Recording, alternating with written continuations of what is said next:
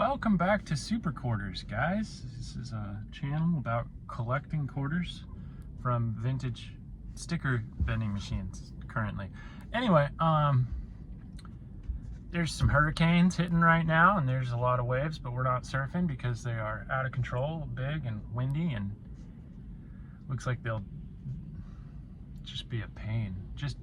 So what we're gonna do today instead is we're gonna talk about sticker vending machines and why you should never buy a bubblegum machine. You should never buy a Gumball machine or a candy machine. The sticker vending machine, thanks Kia, the sticker vending machine is far superior to the bubblegum vending machine, and we're gonna talk about 7 reasons why the sticker vending machine is far superior to the bubblegum vending machine. If you haven't subscribed, do it. Feel free to comment, that helps me out, like or whatever. We got 20 subscribers, it's a pretty big deal. So right into it, the first reason why the sticker vending machine is so much better than the Gumball machines is because the margins are good. Well, the margins are good if you make them good. A sticker costs less than a Gumball, usually.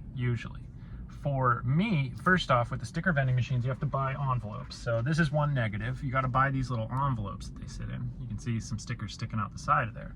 These envelopes, they get dispensed through the front when someone puts in the amount of quarters that is required through the slide, and the person opens it up and they get their sticker.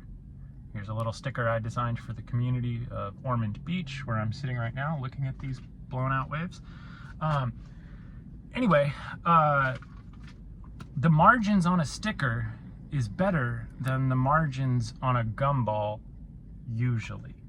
These stickers that I design cost me 25 cents each. I can sell them for between whatever you want to sell them for. I mean, you could set it for $1, but I set them for $1. You can set it for $1.25, and they even make $2 slides. That's called the Greenwald Vertical 8. If you're looking for a $2 slide, you type that in eBay, you can buy it for like 50 bucks, and all of a sudden you can get $2 per transaction instead of $1. That's pretty great. Margins on that are great because these little cards, they cost me maybe 8 cents a piece. And then the stickers, depending on what the sticker is, like I said, it could cost you 25 cents, it could cost you 35 cents or 50 cents, depending on what you're printing in the quantities. If I was printing in bigger quantities, I'd be paying less too.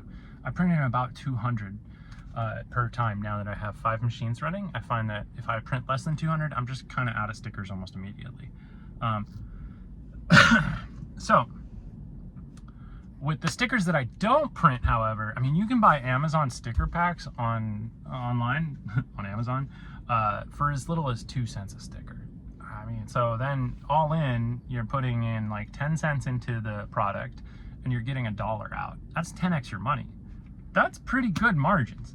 So the number one thing I really like about these is that the margins are acceptable, and that is it encourages you to actually want to use them as opposed to just like dumping your money into a vending machine for who knows what, you know. That's not to say people aren't making money off the Gumballs, especially the people who are upgrading the mechs to like 50 cents or $1.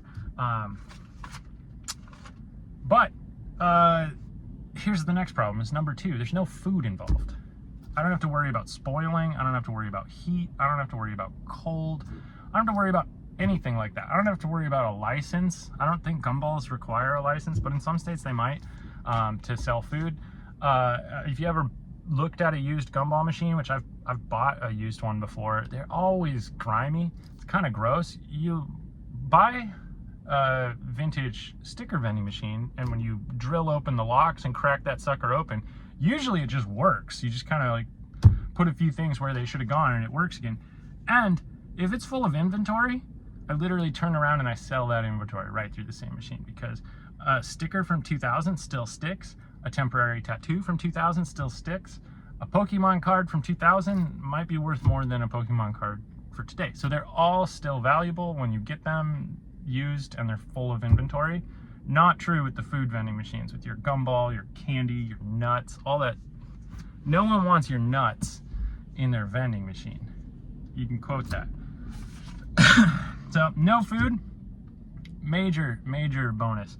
The other thing that, this was another vendor who turned me on to this. When I bought a machine from him, he was doing only 2-inch toy balls. That's what he had converted all to.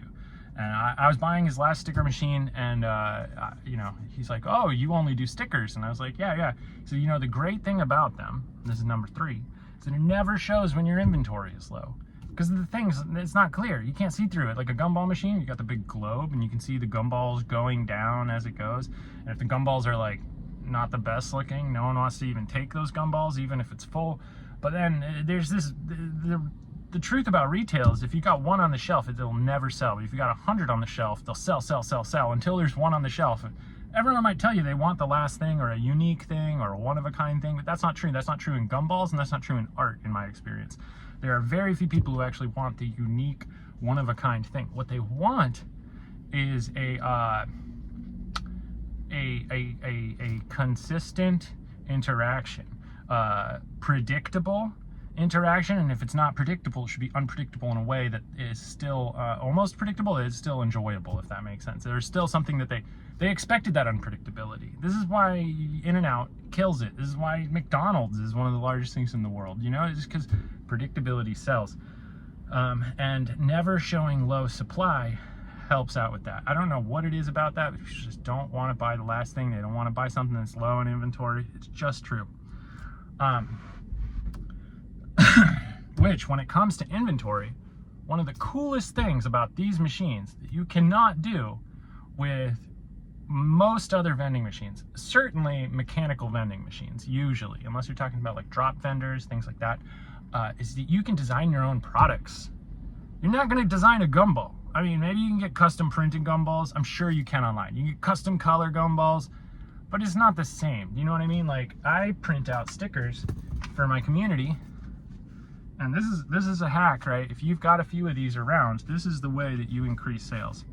So I got the Oregon by the Sea, Florida shark fin. We got a lot of sharks here. This county has more shark bites than any other county in the world. I think we have something like 25% of shark attacks in this county, like worldwide. It's an insane amount. This is from my surf brand. You can kind of see at the bottom, it says @Group Therapy Surf at the bottom. And then I just put surfing to make it more kind of just silly and fun for everyone. My fingers are dirty. My fingers are real dirty.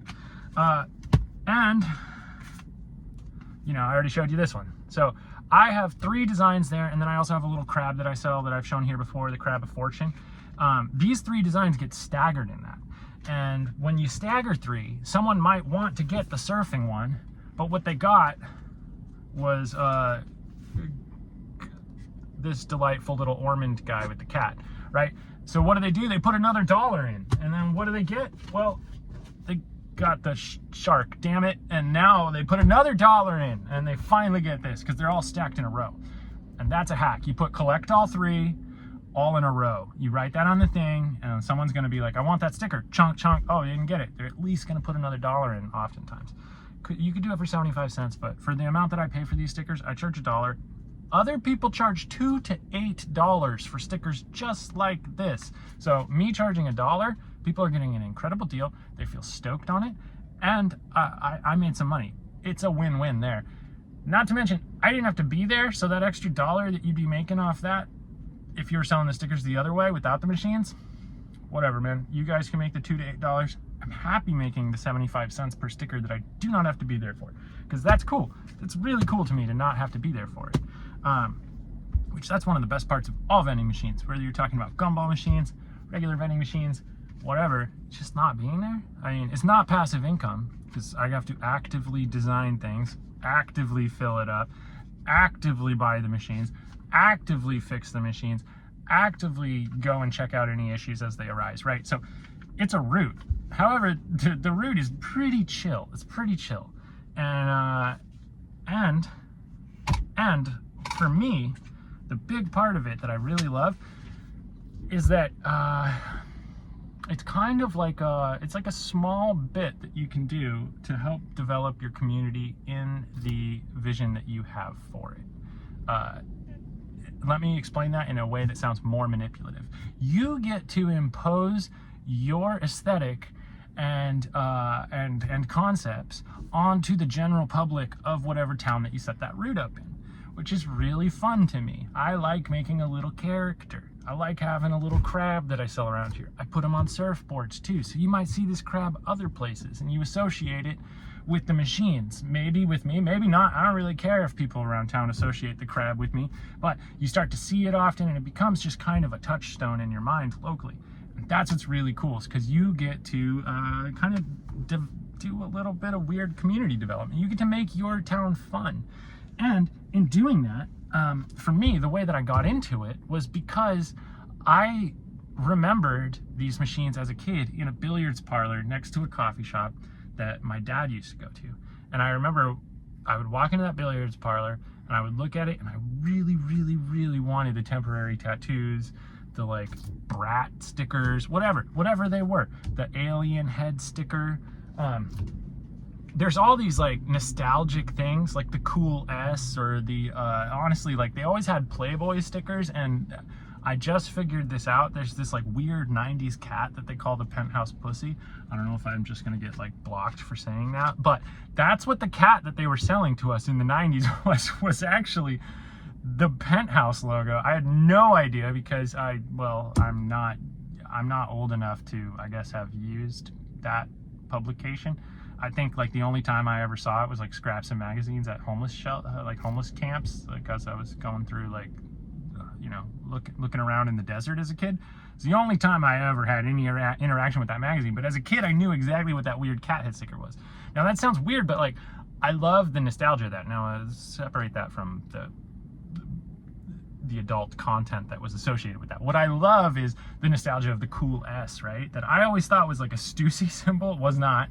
Apparently that's free to use. I could be making cool S's and selling. I should make a whole column of cool S varieties. Oh my goodness, with the Jester S, maybe an 8-ball S. Like that's the other thing, is we were giving all these kids like 8-balls and Playboy bunny stickers and tattoos as a child. Anyway, the nostalgia that I'm creating for the town is a lot more fun, wholesome, sometimes a little creepy, but I don't know. I think it's funny to be a little like vanilla creepy, you know, not like really creepy, like show a spooky thing. Or I also kind of think that the idea of like mild disappointment is a very funny joke if it happens to me or someone else. So if like you get a sticker that's a little weird, and those are the types of things that you can impose on your community. You can spread into the world. It's just like fun little things.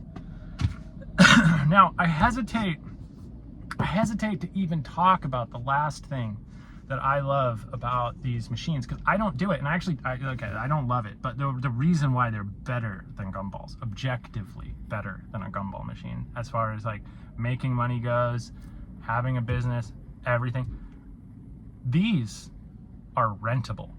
Now, maybe you're not in this scene and you don't know what the heck I'm talking about, and you're like, what in the world? But these push business for a lot of wedding designers.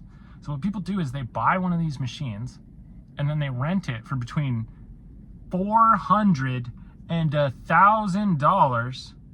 And what that comes with, and this is for a few hours on your wedding, what that comes with is the design of the stickers. So you're paying a designer. That's really where it is.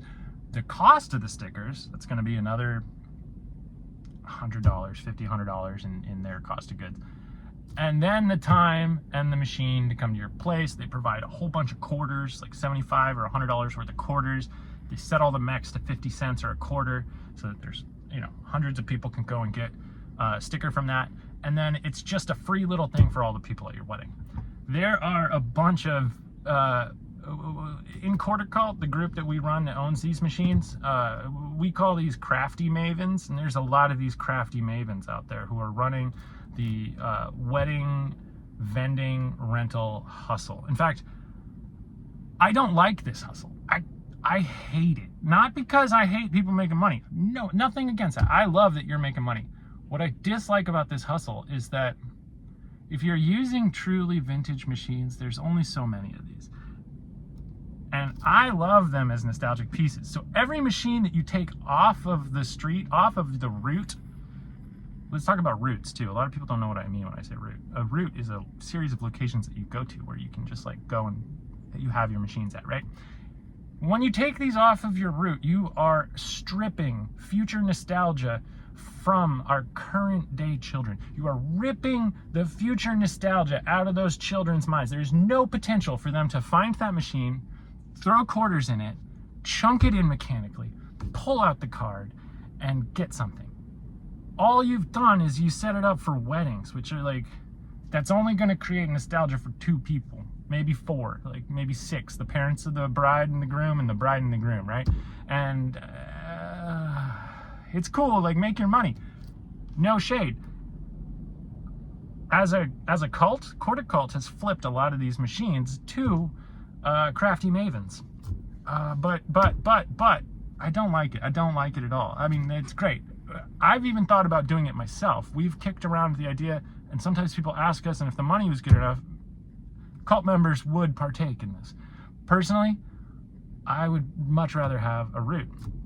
Now, Elijah, you're throwing money away. That's money on the table. You're just leaving it there for some crafty maven to come and swoop up. Yeah, it's not all about money. Like I said, this is about community development, having fun, designing things. For me, it's about creating joy in the community and creating a loop of places that I go that I like to go. I love the bars, the breweries, the coffee shops, and the restaurants that I have my machines in. I go and eat there. I went and got a drink there. They wrote my name because they know it. That's really invaluable. You know how many people in communities that they live in don't know anyone really? Well, if you come in to any community, just like I do, we're gonna cover my phone number here, and you start handing out these flyers, and you say, hey, I got some of these machines, and like, we want to stick them in here. I'll design a sticker for you guys. It's just like, you give me the free space, and we're gonna do something fun in here, and the kids are gonna be lining up to chunk this, and they won't be crying in the line, and you're gonna keep more customers. A certain amount of those people are going to say yes, and then a certain amount of those people are going to become your friend, and a certain amount of those places are going to become your local whatever, coffee shop, bar, whatever, the place that you hang out. And now every time you go to hang out there, you can check on your quarters. That's pretty fun. You can see like which designs are selling. That's pretty fun. To me, it's all really fun because it's like a lemonade stand. You know what I mean? Everything in the world is like a lemonade stand. It's like a little fun thing that you can build. It's like playing Sim City or something, you know? Just a good time. Yeah, and that's why I would say, yeah, rent them if you want. If you got some extras. I have 2 extra at my home that aren't en route right now, and a 3rd that I'm building from scratch. And if someone wanted to rent them, that'd be cool. But here's the other thing.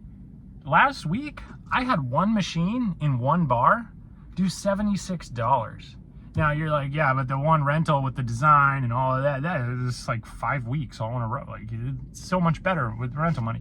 Yeah, but I didn't have to be there. I didn't have to design anything. Like, that machine, I did design the stickers that sold mostly. Mostly what was selling for me was you collect 3.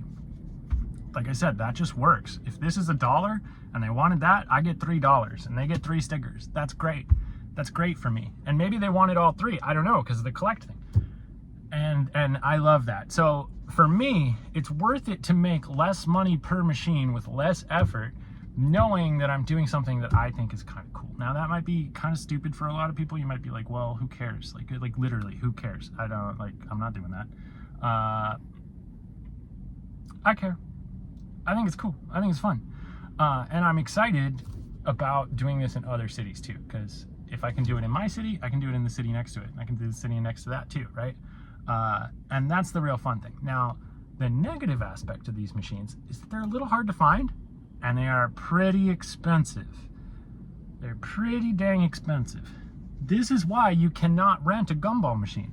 Why would I rent a Gumball machine for $200, $400, $600, $1,000 from you when I'm not getting anything but gumballs, which I could order online myself because I don't need anyone to design it for me. I just put my name on it or whatever, or choose the color for the wedding. And a gumball machine is like $100 on Amazon.